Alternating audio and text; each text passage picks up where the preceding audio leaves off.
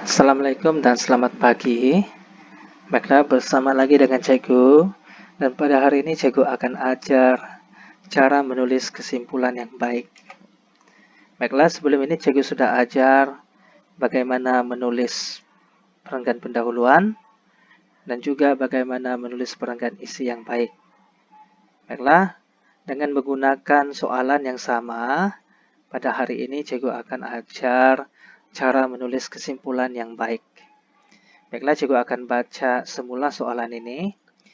Remaja dengan permainan atas talian sangat sukar dipisahkan.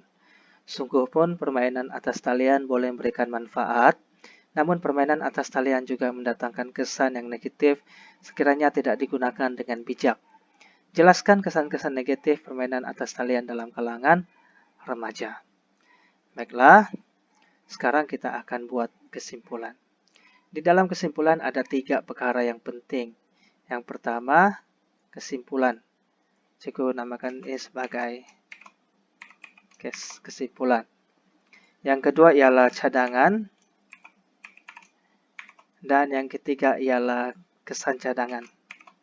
KCDG. Kesan cadangan. Jadi ketiga-tiga perkara ini perlulah ada supaya kesimpulan kamu itu lengkap dan menarik. Bagaimanakah cara mencari kesimpulan? Kita kena tanya. Apa kesimpulan yang kita dapat buat hasil daripada huraian kita di dalam isi? Oke, secara keseluruhannya, apa yang dapat kita simpulkan? Baiklah, bagi pendapat Cikgu, yang Cikgu dapat simpulkan ialah permainan atas talian mendatangkan kesan negatif. Ini sekiranya tidak digunakan dengan bijak. Dan juga dapat simpulkan juga berdasarkan huraian isi sebelum ini, kegagalan ibu bapa menjadikan keadaan itu menjadi parah.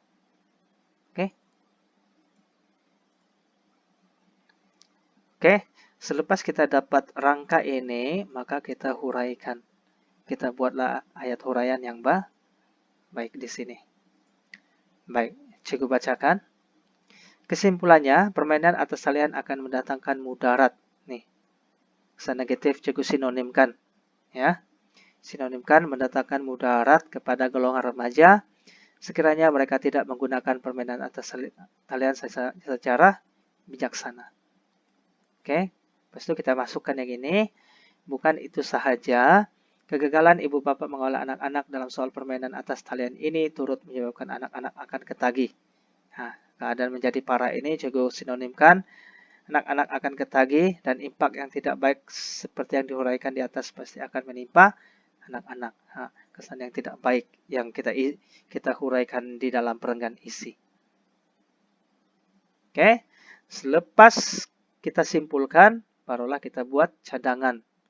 Oke, apa tindakan yang perlu diambil untuk menyelesaikan masalah ini yang tadi memudaratkan itu, memudaratkan golongan remaja, kemudian menyebabkan anak-anak ketagih.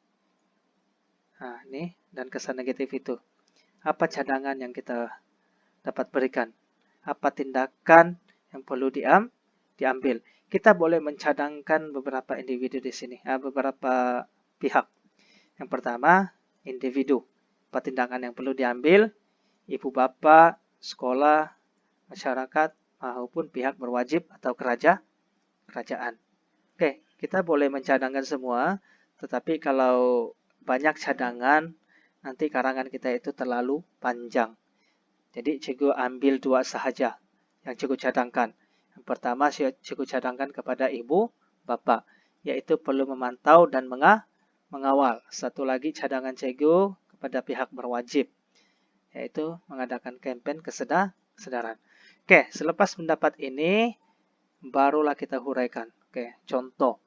Oleh hal yang demikian, pihak berwajib perlulah bertindak pantas dengan mengambil langkah proaktif bagi mengatasi masalah ini daripada terus berlaku. Langkah efektif yang boleh dilaksanakan oleh pihak berwajib termasuklah mengadakan kampanye kesadaran secara bersungguh-sungguh. Ini yang saya cadangkan tadi kepada pihak kerajaan.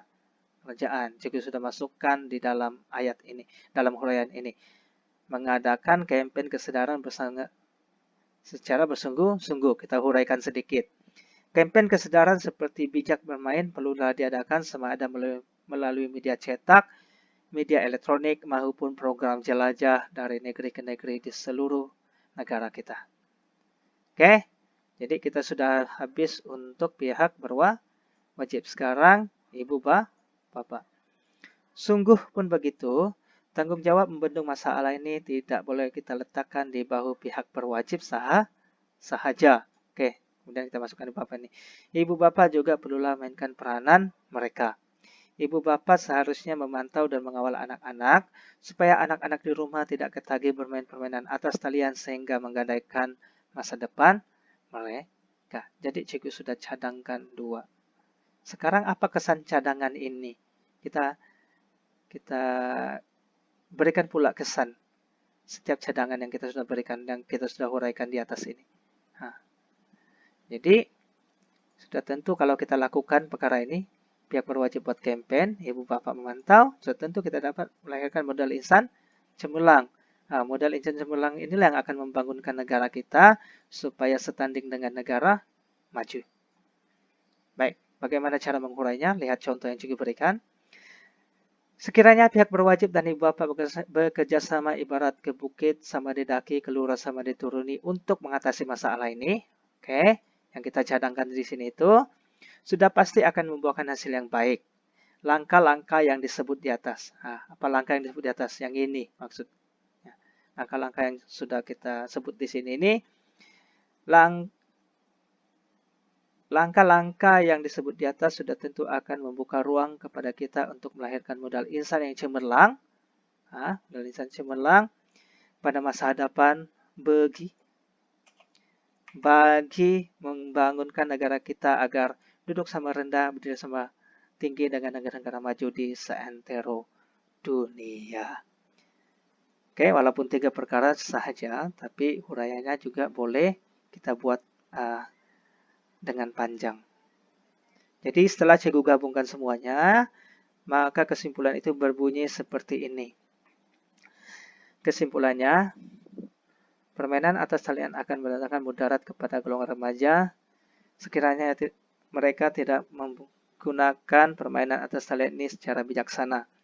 Bukan itu sahaja, kegagalan ibu bapak mengawal anak-anak dalam soal permainan atas talian ini turut menyebabkan anak-anak akan ketagih dan impak yang tidak baik seperti dihuraikan di atas pasti akan menimpa anak-anak ataupun pasti menimpa mereka. Oleh hal yang demikian, pihak berwajib perlulah bertindak pantas dengan mengambil langkah proaktif bagi mengatasi masalah ini daripada terus berlaku. Langkah efektif yang boleh dilaksanakan oleh pihak berwajib termasuklah mengadakan kampanye kesadaran secara bersungguh-sungguh. Kampanye kesadaran seperti bijak bermain perlulah diadakan sama ada melalui media cetak, media elektronik maupun program jelajah dari negeri ke negeri di seluruh negara kita. Sungguh pun begitu, tanggung jawab membendung masalah ini tidak boleh kita letakkan di bahu pihak berwajib sahaja. Ibu bapak juga perlulah mainkan peranan mereka. Ibu bapak seharusnya memantau dan mengawal anak-anak supaya anak-anak di rumah tidak ketagih bermain permainan atas talian sehingga menggadaikan masa depan mereka. Sekiranya pihak berwajib dan ibu bapak bekerjasama ibarat ke bukit sama didaki, keluar sama dituruni untuk mengatasi masalah ini sudah pasti akan membuahkan hasil yang baik. Langkah-langkah yang disebut di atas sudah tentu akan buka ruang kepada kita untuk melahirkan modal insan yang cemerlang pada masa hadapan bagi membangunkan negara kita agar duduk sama rendah, berdiri sama tinggi dengan negara-negara maju di seantero dunia. Jadi, cikgu harap kamu boleh paham pengajaran cikgu pada hari ini. Untuk bagi memastikan kamu benar-benar menguasai teknik ini, kamu perlulah membuat banyak latihan. Jadi, kita akan berjumpa lagi di dalam pelajaran akan datang. Sekian, terima kasih.